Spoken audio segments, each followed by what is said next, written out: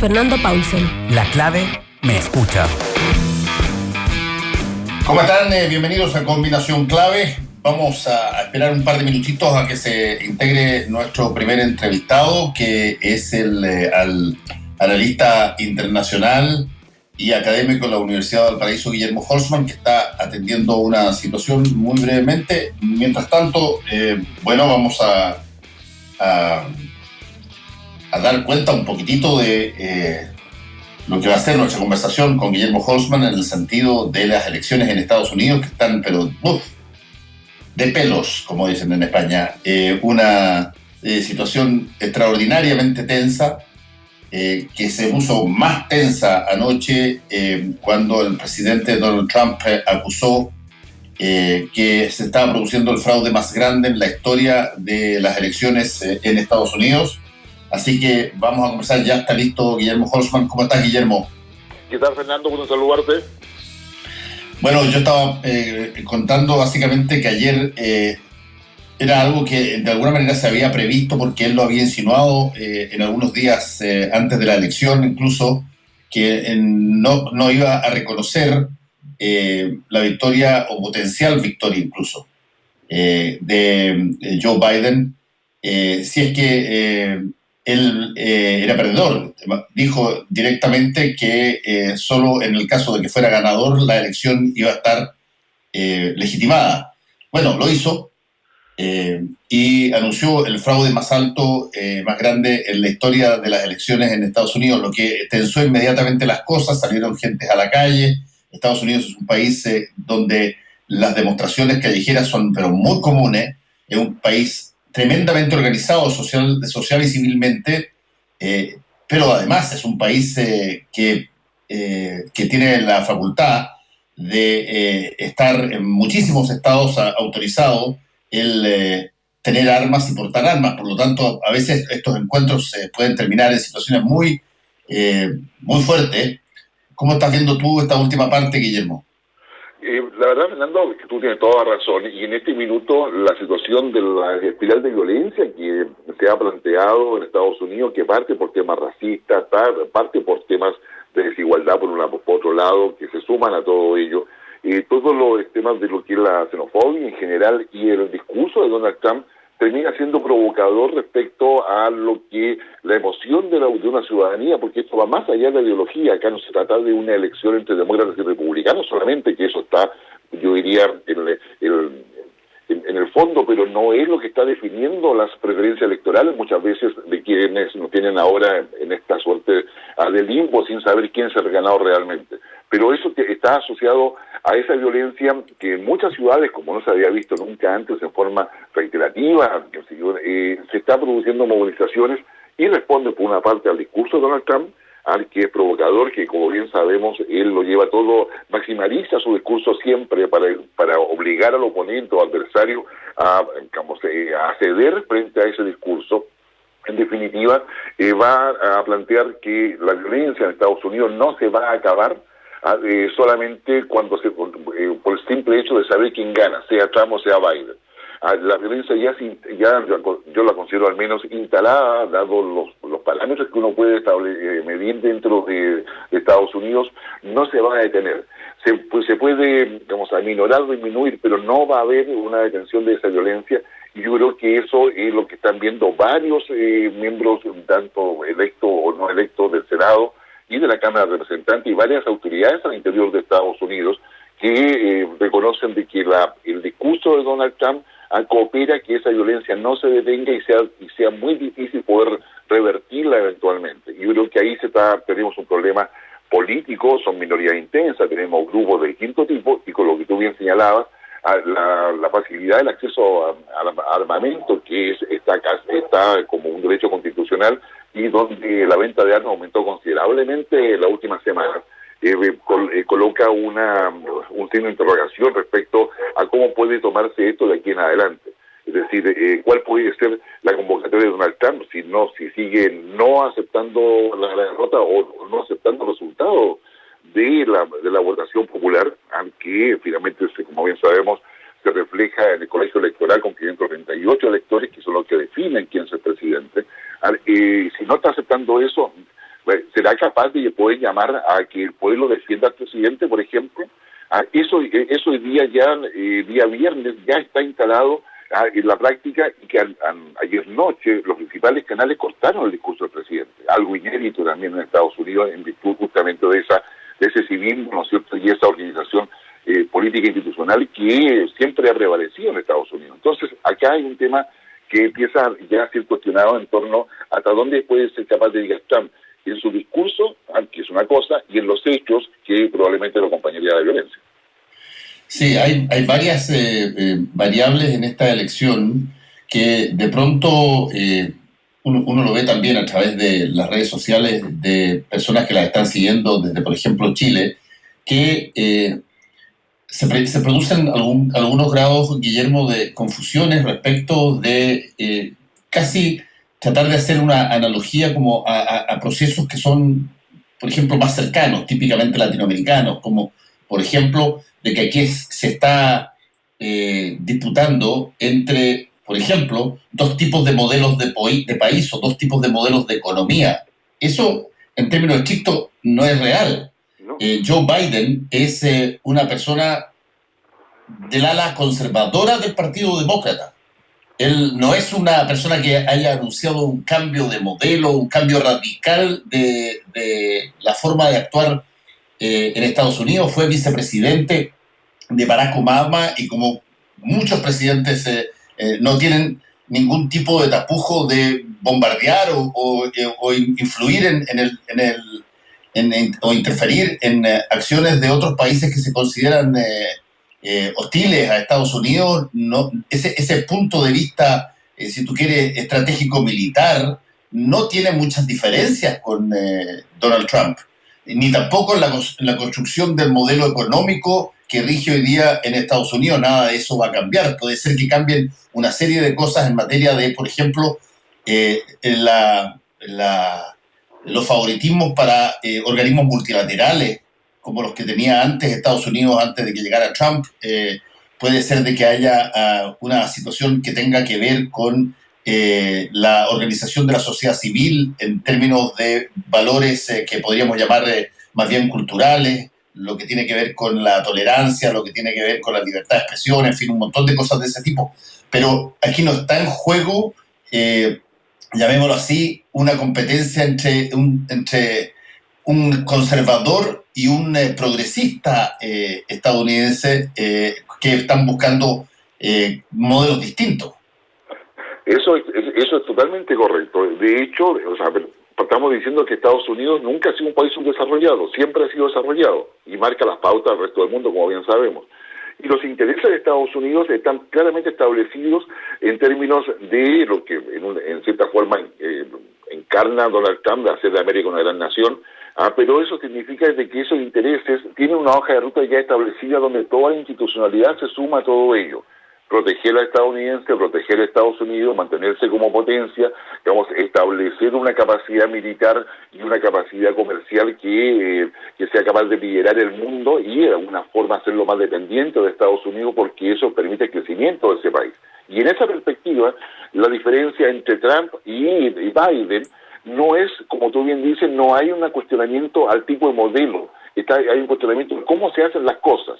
Donald Trump representa el poder duro, el hard power, mientras que Biden es el soft power. Pero no se trata de dos países distintos o la idea de generar dos países diferentes. Se trata más bien en términos del pensamiento más conservador, si tú gustas, incluso desde el punto de vista religioso, valórico, frente a un pensamiento más liberal. Donald Trump ha llevado esta elección un poco a una falsa discusión ideológica, acusando a los otros de izquierda. O sea, tú bien sabes, uno puede leer a Bernie Sanders, que finalmente le presta apoyo a Biden para poder tener una candidatura única. Pero Bernie Sanders acá en Chile sería considerado un socialdemócrata casi de derecha en muchos sentidos. Entonces yo creo que acá hay una falsa fotografía de lo que puede significar Biden o Trump. Es la manera en que se ejerce el poder. Si Biden fuera electo y vuelve al acuerdo de cambio climático, vuelve a los organismos internacionales o multilaterales, se va a negociar de forma distinta, pero Estados Unidos no va a perder su foco en lo que quiere lograr y lo que quiere establecer a largo plazo. Con Trump todo es más brusco, es distinto la manera en que se ejerce el poder, pero tampoco se pierde respecto a lo que hay que mirar hacia adelante. Hoy día tenemos en Estados Unidos un partido republicano fragmentado, no solamente dividido, sino que también fragmentado, y probablemente una fragmentación que se va a hacer más crítica a raíz de las últimas declaraciones que está haciendo Donald Trump, pero también por esta acusación de fraude sin evidencia, como le colocaba de los medios de comunicación en el propio Estados Unidos, cortando un discurso de Trump. A su vez también, Biden está sereno, tratando de llamar a la unidad, generando un poco esa calma, con mayor templanza, me atrevería a decir, que la que tiene Trump en este sentido. Ahora el tema está, la institucionalidad de Estados Unidos está en condiciones de soportar este cuestionamiento que viene desde el presidente. ¿Qué va a pasar con el asesor de seguridad nacional, que bien sabes tú que es una persona importante respecto a los temas que permiten la unidad de Estados Unidos? ¿Qué va a pasar con el Pentágono, que son los que están viendo los riesgos dentro de toda una estructura para poder establecer de que el poder en Estados Unidos nunca ha sido personalizado? Es una de las esencias de la estructura institucional, es que no puede haber una concentración de poder. Y en este minuto Trump está mostrando eso. Y eso genera, yo diría, una cantidad de preguntas y de dudas en torno a cómo puede seguir este proceso de aquí en adelante. Estamos conversando con Guillermo Horstman, analista internacional académico de la Universidad de Valparaíso. Sí, es bien interesante cómo se produce la dinámica de la política estadounidense. Básicamente, en términos económicos, no hay una gran diferencia. En términos de los modelos, nadie, por lo menos en los últimos años, ha postulado algún cambio radical, estructural, de fondo en la lógica del modelo estadounidense. Probablemente el último intento lo planteó Bernie Sanders, pero también estaba con estas reformas en los márgenes, más que en el core, en el núcleo central del modelo económico estadounidense. Y además, en términos militares, desde ese punto de vista, en términos militares, Estados Unidos tiene una larguísima tradición de sujeción militar al mandato civil, es muy estricto en eso. Y como tú muy bien dices, Guillermo, como se están empezando a decir cosas y a insinuar cosas que son bastante fuertes, no es extraño que de pronto empiecen a aparecer señales de posicionamiento de, por ejemplo, estructuras muy potentes como el ejército, o estructuras muy potentes como la policía, o estructuras muy potentes que tengan, de alguna manera, tomen algún grado de posición sugiriendo, por ejemplo, que no están dispuestos a ir a cualquier costo si es que el presidente Trump decidiera en un momento dado convocar a poderes del Estado para lo que puede ser una defensa de su posición en caso de que, por ejemplo, pierda ante Joe Biden. Yo dificulto que aquí se pueda generar una situación como la que montones de veces, por ejemplo, se puede establecer en algunos países latinoamericanos, donde el presidente de alguna manera arrastra en su poder a las estructuras con facultades constitucionales para el uso de armamento, como es el ejército o la policía. Eso en general en Estados Unidos no me recuerdo mucho desde quizás la guerra civil, 1861 a 65. No se ha visto a un presidente convocando al ejército para ir contra otros norteamericanos, otros estadounidenses. Exactamente, digamos, y si nosotros ponemos un escenario en el cual empieza a haber un cuestionamiento político ya mucho más de fondo respecto al discurso que está teniendo Donald Trump en términos de las convocatorias y las acusaciones que está realizando sin llevarlo todavía a la justicia, sino que haciendo mucho aspaviento de todo ello, que los primeros estados que están siendo cuestionados puede generar movilizaciones desde el punto de vista de la Guardia Nacional, pueden hacer varias presiones de partida. En la estructura del poder que está alrededor de Donald Trump, si bien es cierto que tiene personas de confianza, también hay una tradición institucional respecto a cómo son los procesos de toma de decisión. Y en ese sentido, la convocatoria el presidente está obligado a recibir a determinado tipo de autoridad asociado a la defensa o asociado al tema de seguridad, y tienen que escucharlo obligatoriamente, y esas cosas quedan registradas. Estados Unidos hizo cambios importantes después de lo que pasó en el caso Watergate con Nixon en su minuto, en términos de poder depurar mucho el proceso de toma de decisiones presidencial. Entonces el presidente hoy día se está saltando todo eso, y para la interna de la institucionalidad estadounidense de nivel presidencial, eso es muy grave, porque hay cosas que está diciendo que no las puede decir sin consultas a otras personas que son los contrapesos del poder que hay en Estados Unidos. Entonces, tenemos que mirar bien cómo esto se va a seguir, cuál va a ser la actitud hoy día de Donald Trump. Anoche creo que se levanta una alerta importante cuando la principal, incluyendo Fox, que normalmente ha sido un respaldo comunicacional en los relatos, en los argumentos, en los discursos de Donald Trump, también le corta el discurso, también le corta la señal a Trump. Entonces, acá hay un tema donde electores más, electores menos, Estados Unidos está ahora incorporando un nuevo escenario de problemas en torno a la fortaleza institucional de la democracia estadounidense, que probablemente va a quedar posteriormente para una serie de cuestionamientos o reformas o cambios, como señalábamos inicialmente. Y eso creo que es importante tenerlo presente. Y a su vez también tener presente de que en este escenario más vale que todos los países que tienen relaciones con Estados Unidos tengan una visión de largo plazo para poder negociar adecuadamente en el escenario que venga, sea con Trump o con Biden, porque Estados Unidos no va a salir indemne de toda esta situación interna que se va a ver reflejada en la Cámara de Representantes y en el Senado, máxime si acaso se mantiene una en manos de los republicanos y otra en manos de los demócratas. Todas las instancias de proyección de Estados Unidos en términos económicos, comerciales, financieros, en su relación con las potencias, con China particularmente, van a estar muy marcadas por una cohabitación muy compleja, sea Biden o sea Trump, que finalmente sea presidente designado por el colegio electoral. Sí, estamos conversando con Guillermo Holzman, analista internacional y académico de la Universidad de Valparaíso.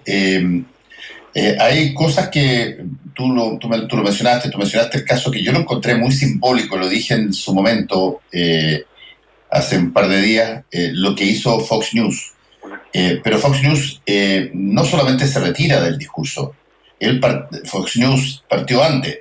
A ver, digamos un poquitito, Fox News es una cuarta cadena con ABC, NBC, CNN, es una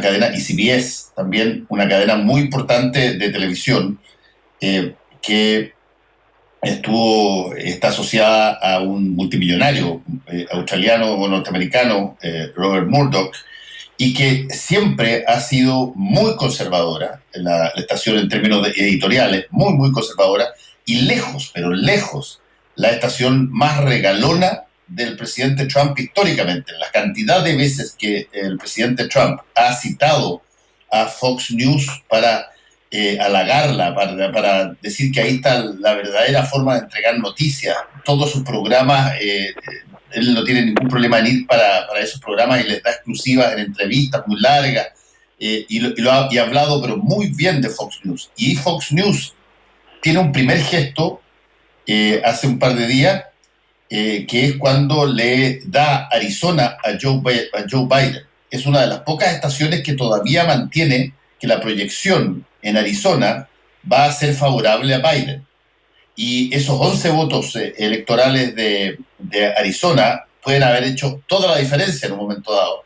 Y en la Casa Blanca, como lo han atestiguado muchos de las personas que están cubriendo ahí las elecciones, estaba furioso el presidente de que su cadena de televisión regalona, la más cercana a él, entregara Arizona a Joe Biden cuando las otras no lo habían hecho, y lo explicó después, defendió Fox News esa decisión a través de su proyección, y muchos entendieron que editorialmente Fox News había mandado también indirectamente un mensaje de que no está dispuesta a llegar a las últimas circunstancias para defender algo que no tiene sustento en los votos, y por lo tanto ahí se produjo una ruptura, como también en bastantes senadores y parlamentarios representantes republicanos que ganaron, y que ganaron bien, y que ganaron reñidamente,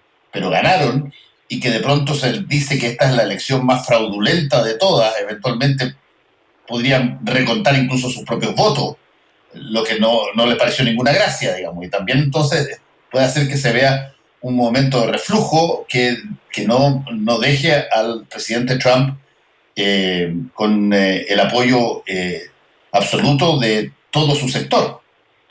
Exactamente, y en esa perspectiva, ya empezando por todo el argumento que tú has respecto a Fox, esto se empieza a repetir en varias otras instancias institucionales de Estados Unidos, donde el valor cívico de respeto a esa institucionalidad es muy relevante. Además, el tema de la acusación de fraude de Trump es complicado porque el sistema postal, el sistema de correos en Estados Unidos es parte de la base institucional de la democracia estadounidense. Si hay algo que se respeta ya es el tema postal. En consecuencia, poner en duda eso, y más allá de que Trump haya designado un nuevo jefe del sistema postal, del servicio postal estadounidense, de unos 6 semanas antes, esa persona, aun cuando haya sido designada por Trump, no tiene la capacidad de modificar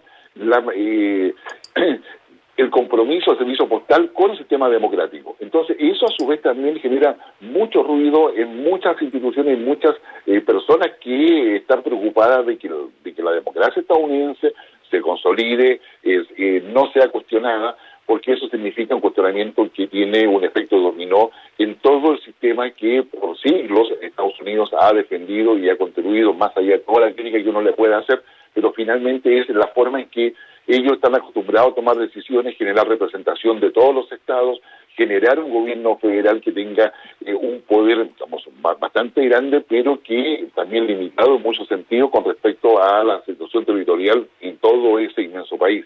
En consecuencia, si los medios de comunicación hoy día están jugando un rol relevante, incluso los que están mucho más cercanos en términos conservadores y de valores a Donald Trump, claramente estamos en una precrisis en términos concretos políticas, más allá del conflicto electoral que se ha planteado ahora con el discurso de Trump y con los resultados que dejan en evidencia que hubo un voto oculto para Trump, pero un voto oculto no ideológico, un voto oculto más bien de emoción en términos de creer efectivamente que Trump da más certeza de una recuperación económica rápida más allá de la pandemia. Entonces, acá hay una serie de elementos que van a quedar dando bote y que esperamos se solucionen en estas próximas 48 horas y no dejen a Trump en una suerte de trono alejado de la realidad institucional, porque eso va a generar conflictos que yo creo que van a ser mucho peores de lo que hoy día está solamente provocando Donald Trump. Donald Trump está provocando un tornado, para decir un término estadounidense, o un huracán, que es muy difícil de poder controlar si esto se desata completamente. Sí, hay un punto, Guillermo, que además es imperativo reconocer. Donald Trump ha concitado una cantidad de votos a su favor gigantesca. Son casi 75 millones de votos. El único que le ha ganado en votos es Joe Biden, que es la persona que más votos ha sacado en la historia de las elecciones estadounidenses. Pero están casi divididos. Efectivamente, ahí se produce una polarización casi en miti-miti. Y ese apoyo ciudadano para Donald Trump es una situación muy importante de respaldo para el presidente, y por lo menos hasta ahora no se ha visto al presidente que insinúe que ese apoyo de la mitad de la ciudadanía que fue a votar, salga a defender lo que él está diciendo que es un fraude, una suerte de golpe. Porque si es que eso pasara, las cosas cantarían de otra manera. Lo están haciendo otras organizaciones, eso sí. Sí. Ayer salió la Asociación Nacional del Rifle que es el gremio que defiende el derecho a portar y comprar armas, con un Twitter muy cortito que decía come and take it, ven y tómatelo. Todos entendieron que se estaba refiriendo a el poder, y causó mucho escosor un Twitter como ese, pero el presidente Trump hasta ahora ha seguido caminos más bien judiciales, que es lo que él ha dicho que va a hacer. Claro, pero eso también, digamos, ese camino judicial finalmente está precedida por su definición del juicio. Es decir, no solamente plantea la duda, sino que acusa que hay fraude, ¿ya? Y sucede que esa sería una decisión judicial. Él puede tener dudas a ese respecto y corresponde que lo lleve a juicio. El tema está que empieza con la conclusión, con la sentencia que él mismo instala, porque si la sentencia no coincidiera posteriormente con lo que diga la justicia, ¿qué? ¿Va a acusar a la justicia de que está mal? Y eso es complicado. Hace poco rato, que se dio en Twitter, le suspendió la cuenta a Steve Bannon, y los medios, tanto Facebook y Twitter, como los medios de comunicación, están tomando ya posición respecto a que lo que se tiene que defender es la institucionalidad, gane quien gane, y eso sería un triunfo para Biden en términos que ha sido su discurso, contemos todos los votos. Y esa posición pareciera estar ganando más terreno hoy día, y Donald Trump, en la posición o en la estrategia que está tomando para poder imponer su perspectiva respecto al resultado de esta elección, está quedando un poco más aislada. El tema está en que si queda tan aislada que Trump se sienta acorralado, en definitiva él va a salir golpeando la mesa. Guillermo Holzman, muchas gracias por este contacto con Combinación Clave, que te vaya muy bien. Igualmente, Fernando, que tengamos fin de semana. Chao, chao. Chao, chao.